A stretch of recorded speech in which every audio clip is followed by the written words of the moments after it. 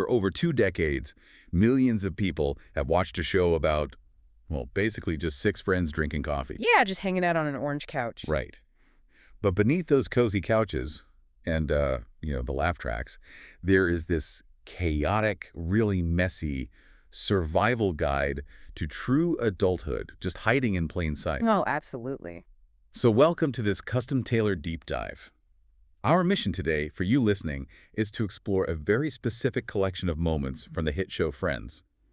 We want to decode its enduring formula, really. Right, how it perfectly balances those hilarious, unforgettable memories with, genuinely shocking revelations and life-changing decisions. Exactly. So we're going to unpack a whole stack of interwoven storylines today. Everything from Chandler's secret proposal plans to Joey's super humbling new job and a whole tapestry of bizarre flashbacks. It's a lot of ground to cover. It is. I actually kind of like to compare this deep dive to Rachel's famous trifle, which, by the way, we will discuss later. Oh no, the meat trifle. Yes. Because, like the trifle, it's this chaotic mix of ingredients. You've got sweet romance, hilarious misunderstandings, and heavy emotional milestones. And yet somehow it all just comes together perfectly. Well, what's fascinating here is that the magic of the show doesn't actually rely on just the jokes. Right. The comedy is really just the delivery system, The real substance is how the material captures a group of people navigating that incredibly messy transition between youth and true adulthood. Oh, for sure.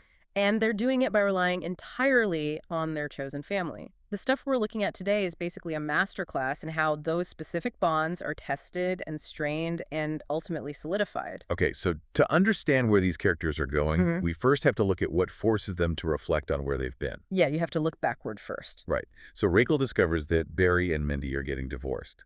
And this isn't just casual gossip for her. No, not at all. It's a direct collision with the alternate timeline, where she actually walked down the aisle. It sends these massive ripples through the entire gang, and it sparks all these intense what-if conversations. And Ross gets hit by that particularly hard. He really does. He starts reflecting deeply on what his life might look like if his marriage to Carol had never ended. Well, hearing about a major life event from someone in your past, it sort of forces a psychological audit. Like holding a mirror up to your own life. Exactly. You hold a mirror up to your current situation. So Ross is suddenly looking backward, mourning this hypothetical alternate reality life. Right. It bursts the illusion that other people's paths are perfect while simultaneously trapping him in this loop of wondering if he made the wrong turns himself. He's basically paralyzed by the past. Yeah, completely. But meanwhile, Chandler is doing the exact opposite. I mean, he is actively making a massive life-altering choice. Securing the future. Right. He's secretly planning to propose to Monica. He's out searching for the perfect engagement ring, dreaming up the perfect proposal. And eventually, he announces his plan to the group, and he is just completely overwhelmed with happiness. It's a huge moment for him. It is, but honestly, here's where it gets really interesting for you listening, because I have to push back on Chandler's reaction here. Oh, really? How so? Well, Chandler is famously the king of sarcasm, right? He's the king of emotional deflection. Right, that's his whole defense mechanism. Exactly. So is this sudden, overwhelming, undeniable excitement out of character for him? Or does it just prove that true life milestones break down even our strongest emotional walls? Well, what's fascinating here is it looks totally unshielded on the surface, but it's actually the culmination of a multi-season character arc. You don't think it was just the writers needing a fuzzy moment? Not at all. Stripping away the sarcasm is the specific mechanism they use to signal magnitude. For years, humor was Chandler's absolute shield against vulnerability. Right. Anytime things got real, he made a joke. Exactly. So by removing that shield for this one incredibly vulnerable moment, the audience instantly understands the gravity of his decision. It's not out of character at all. It's character growth. Okay, let's unpack this. Yeah. Because if we look at the juxtaposition, you have Ross stuck in the past, mourning a hypothetical life, and then Chandler actively securing his future. Right. They're sitting in the same room, on the exact same couches, but emotionally, they're in completely different time zones. Ross is staring in the rearview mirror, and Chandler has his foot on the gas. And that dissonance is just the reality of long-term friendships in your 20s and 30s. People moving at different paces. Exactly. The individuals in a chosen family evolve at entirely different speeds. The rest of the group is thrilled for Chandler, precisely because they've seen his history with commitment phobia. His joy literally becomes their joy. Yes. That shared emotional investment is the absolute hallmark of the chosen family dynamic. But, if Chandler is rocketing into adulthood and Ross is stuck in the past, how does the group actually stay connected day to day? Because that high-stakes romance doesn't last 24/7. No, it definitely doesn't. They kind of anchor each other through shared, everyday humiliation, which is exactly what happens when Joey reveals he's taken a job as a waiter at Central Perk.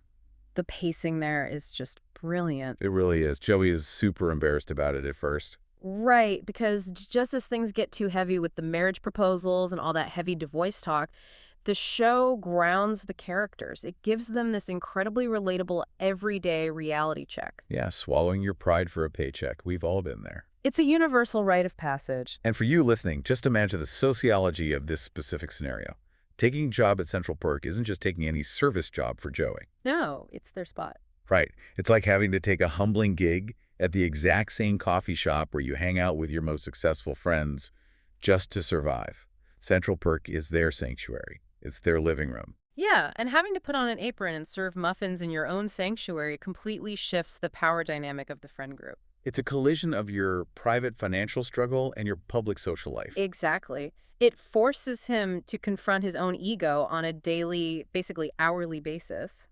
But it also forces his friends to navigate how they support him without patronizing him. Right, they rally around him, which obviously leads to classic Joey comedy and funny interactions. Of course. No, But underneath those jokes, it's an exercise in maintaining your dignity when you feel like you're falling behind your peers. totally. And just when you think you're dealing with the heavy emotional arc of Chandler's proposal or Joey's pride-swallowing career move, the narrative throws this massive curveball. Oh, here we go. Right at the same time Joey is serving coffee, the gang stumbles upon what they believe is an adult movie starring Phoebe. Which is a truly jarring discovery for any friend group. I mean, the panic is immediate. The group experiences intense shock and confusion. But then the hilarious realization sets in. The actress isn't Phoebe at all. Right. It's actually Phoebe's twin sister, Ursula, which creates some of the funniest scenes in the whole episode. Yeah.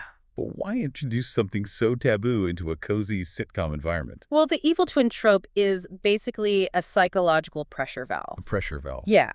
It allows the writers to introduce dark, uncomfortable, or just taboo concepts like pornography into a family-friendly show without breaking the comforting tone. Because the audience gets that initial shock, but then it's fine. Exactly. The tension is immediately diffused by an established, absurd character dynamic. Ursula neutralizes the threat. It grounds them with a uniquely mortifying family misunderstanding. You have the profound sitting right alongside the profoundly ridiculous. Which is life, really. Yeah. It reminds us that life doesn't pause the absurd moments just because you're having an emotional revelation. You could be secretly planning a proposal and still have to deal with your friend's twin sister's bizarre career choices. It creates narrative whiplash, which mimics the actual rhythm of adult life. You are constantly pivoting between deep existential crises and absurd daily inconveniences. And the show reflects that, just heightened for comedy. Precisely. So we see the gang rally around Joey with his waitering job, Mhm. and they are fiercely protective of Phoebe when they think her reputation is on the line with this video. They are an incredibly tight-knit group. They really are. But wrapping a protective bubble around your friends has a dark side. At what point does being a fiercely supportive friend morph into toxic interference? And that is the exact tension the show explores with Phoebe's dating storyline. Right, because Phoebe is facing these ongoing challenges in her dating life. But the core issue isn't even really the dates themselves. It's that her friends are constantly interfering with her attempts to find the right person. There is a very fine line between having someone's back and breathing down their neck. Exactly. They're constantly in her business. And the resolution to this conflict is actually super important. A frustrated Phoebe finally puts her foot down. She demands that everyone stop treating her like she needs help finding love. If we connect this to the bigger picture, this boundary setting is vital. Think about biological families as a monopoly. A monopoly. Okay, how so? Well, the boundaries are often blurred or ignored entirely because there's this underlying assumption that you are stuck with each other. You can't take your business elsewhere, so the emotional service can be bad. Oh, I see. But a chosen family is more like a free market. Precisely. In a chosen family, if you suffocate someone, they can just choose to leave. By putting her foot down, Phoebe is actually protecting the friendship itself. She's enforcing a boundary that allows the dynamic to remain sustainable.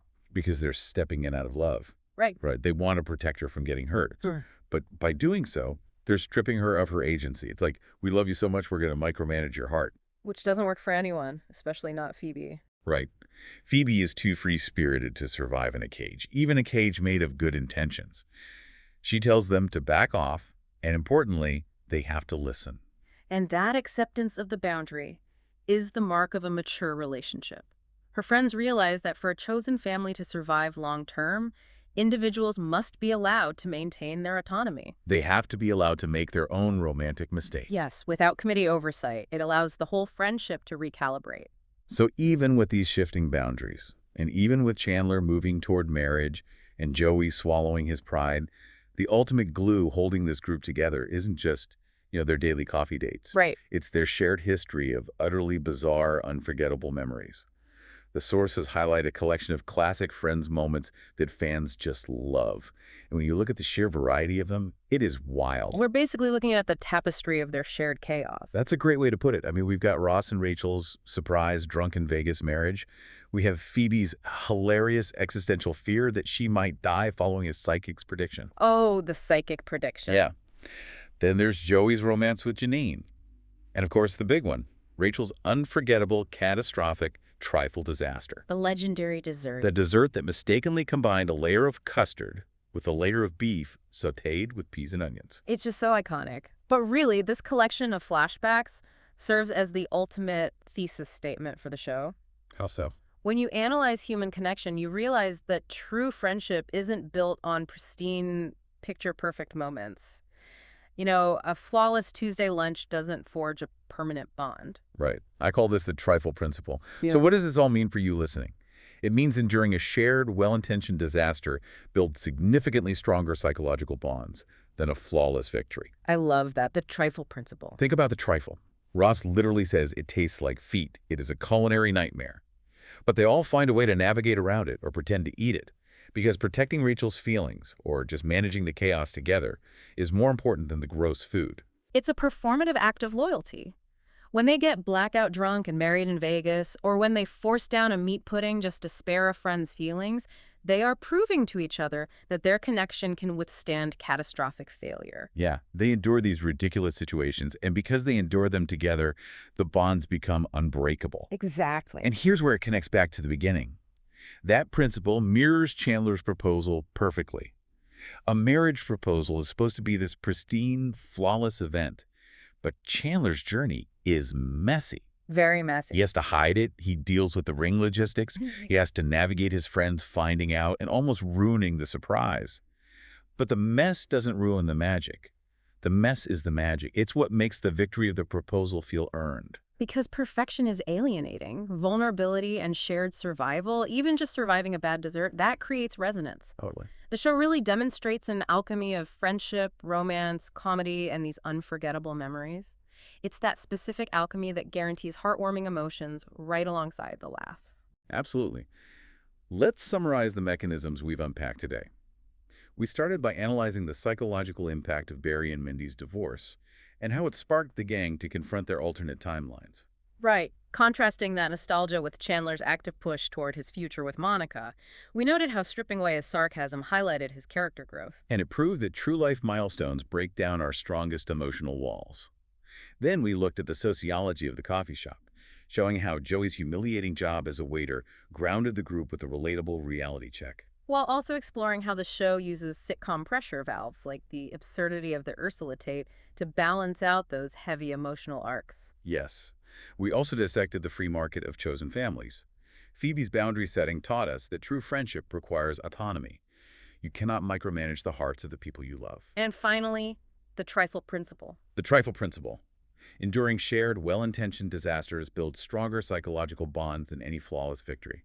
From Vegas annulments to meat desserts, every single storyline we discussed delivers on that promise. Whether you are a die-hard fan who's analyzed these moments 100 times, or you're just fascinated by pop culture storytelling, the framework here is clear. The show's ability to balance the ridiculous with the profound is a masterclass in why we love television. It really is. But before we sign off, I want to leave you with a final provocative thought to mull over. The whole catalyst for this reflection was Barry and Mindy's divorce, right? It sparked the gang to wonder how different their lives would be if they had made different choices. Like Ross wondering about Carol. Exactly. They all looked at the alternate paths they didn't take. And it's a fundamental human instinct to wish for a cleaner, less complicated path. Of course it is. But consider this. What if the mistakes are the glue? If they hadn't made all those messy mistakes, if Ross hadn't had the accidental Vegas marriage, if they hadn't constantly interfered in each other's dating lives, if Rachel had just known how to bake a normal dessert, would their bond be as unbreakable? That's a great question. Is it possible that the shared chaos itself isn't just a byproduct of their lives, but the only actual requirement for building a perfect chosen family? Maybe without the mess, you don't actually get the magic. I think you